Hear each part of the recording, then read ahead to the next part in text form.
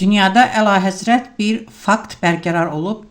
Bütün dünya İran xalqı üçün sevinir və onun azad olmasını istəyir. Yəni öz haqq etdiyini almasını. Niyə görə? Çünki dünya İran xalqının apardığı mübarizəni və verdiyi qurbanları görüb və bunların boşa getməməsini istəyir. Əlbəttə Trump öz imicini qaldırmaq üçün, hansı ki noyabrda Amerika Konqresinə seçkilər var və orada demokratlar üstünlük qazansa Trump'ın yolu bağlanır.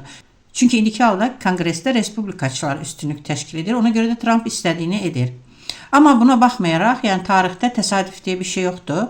Çünki standart şeylərlə hərəkət edən Joe Biden'i dünya bilir ki, məsələn, tak ki o necə hərəkət edə bilərdi.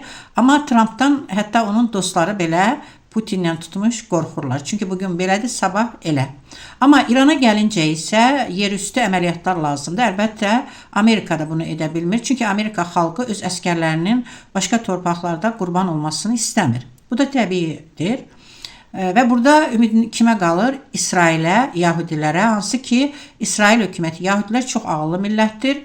Yəqin bir çıxış yolu taparlar və İran xalqını diz üstə qoymazlar. Çünki İran Ayətullah rejiminin məhvi Həmas, Hizbullah kimi ümumiyyətlə digər terror təşkilatlarının da yemlənmə yolunu kəsir.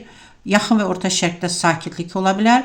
Bir də hətta o Rusiyaya şəhid raketlərini sataraq, yəni Ukraynada da insanları qırdırır. Yəni İranın indiki rejimin viran olması, yəni bütün yaxın və Orta Şərq dünya üçün çox gözəl bir müsbət dalğa olacaqdır və buna sevinməmək də qeyri-mümkündür. Kim sevinmirsə, deməli o iyrənc idbar rejimin enerjisini özündə daşıyan bir məxluqdur.